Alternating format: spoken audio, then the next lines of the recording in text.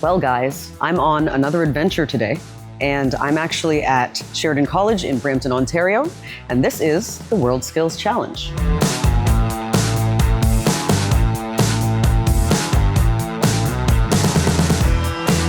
So why am I up at Sheridan College today? Well, Sheridan College is actually hosting the WorldSkills Challenge, Korea versus Canada, and they've asked me to be a judge for the machining portion of the millwright competition. So don't be confused, this is not the WorldSkills competition, this is just a challenge. Basically, they are able to speak to different countries' competitors, see who is willing or able to come to another country and challenge their skills.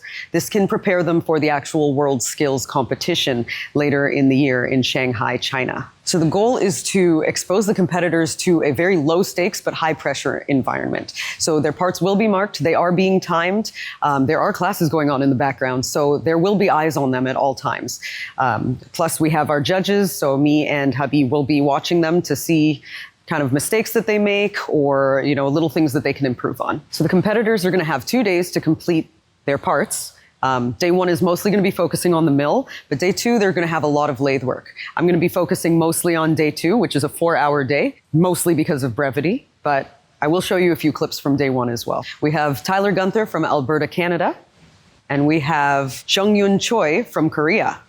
So you'll be seeing that they're making a replica of the CN Tower, a very small version, of course. But this is a drawing actually borrowed from the Precision Machining Skills Canada competition from this year.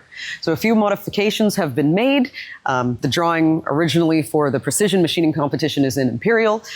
Ours will be in metric. A few different sizes have changed, but the concept of it and the assembly of it is the same. Now that we have that information, let's take a look at a little of what our competition looked like.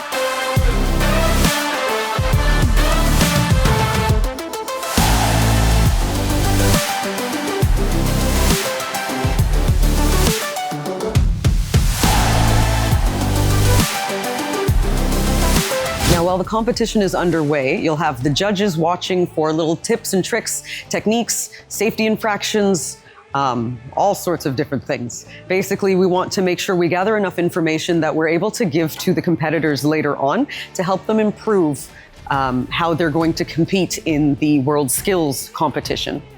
At the same time, you will have your trainers as well watching out and giving other little techniques that they see. So you'll have the trainer from Canada, as well as the trainer and translator from Korea. And you'll see them here.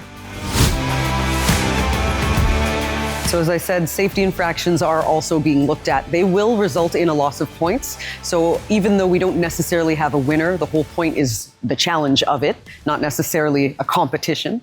But things like leaving the chuck key in the chuck, things like not having your sleeves rolled up, all of that is going to result in the loss of points. The reason we're being very intent on that and we're focusing in on these things is because that will be a big loss of points in the WorldSkills competition. That being said, of course, safety infractions are also always being paid attention to within the colleges. We cannot have them hurt themselves. And as I said before, this is actually the Skills Canada lathe project for this year. It is the same. There will be minor differences though. So again, we're in metric. You're going to see actually during this video, you will see that they're using a 4-jaw chuck. As you know, that's absolutely not necessary. This part is fully concentric, so there's no real point to it, but it is to add to the challenge and make sure that the competitors are on their toes and working as quickly as they possibly can while also being safe. Now, the next thing you're going to see is that we actually have a very long taper. You're also going to notice that these machines do not have a taper attachment. So, my fellow practical machinists, I want to see how you guys would machine that part without a taper attachment. So let's break this down. There's actually 3 components to this part. You're going to have the steeple, you're going to have the body, and then you have the tapered base. So the steeple is going to feed through the body. There will be tapers on both of those portions, and they are meant to match.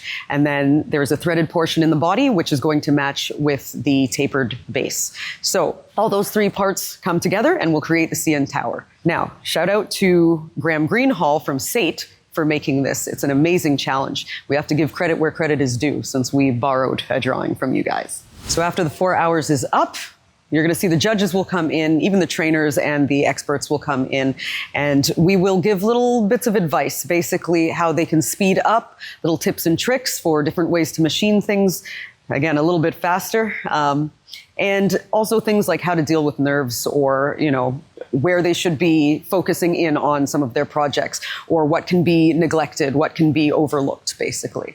So we jump in, we speak to both competitors at the same time, just to make sure that we give them both the same information.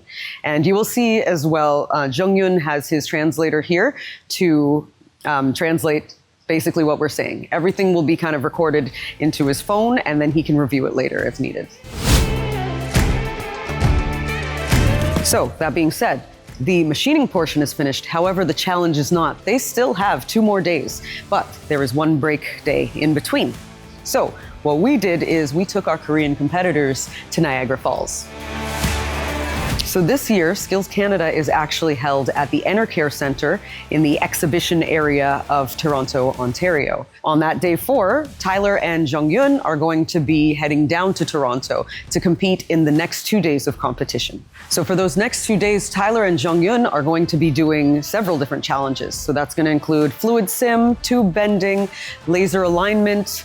They're going to have welding fabrication. So I'll show you a little bit of a few of those things as well. And while they compete in those, the judges will be marking their other parts.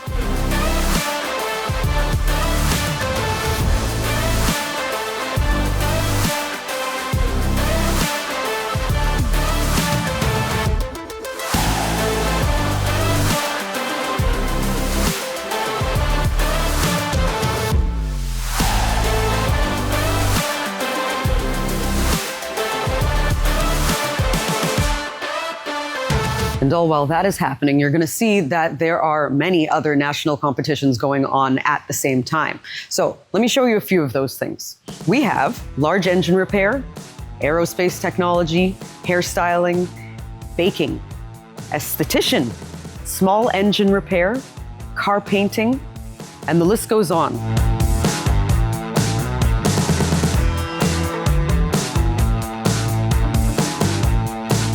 But let me bring you up to the precision machining competition as well as the CNC competition to show you what their parts look like. So I'm going to pop over to our buddy Arthur Gazowski to show us what the CNC guys were actually doing. It'll likely be just kind of the lathe part because I didn't really get to see the mill part. But here you guys go. And then they also had this as a display from the 2022 Shanghai Challenge. And then for the precision machining competition, well, let me just show you what Aiden made.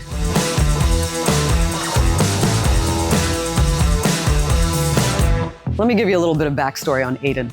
So Aiden is actually an apprentice from Conestoga College, and I was never really with his class, but there's always stories you'll hear the teachers talking about Aiden and how good he is at it, like everything. So he is the winner from the Skills Ontario competition. So he won gold. Now he's able to go on to the Skills Canada competition, where he also won gold. So congratulations to you, Aiden.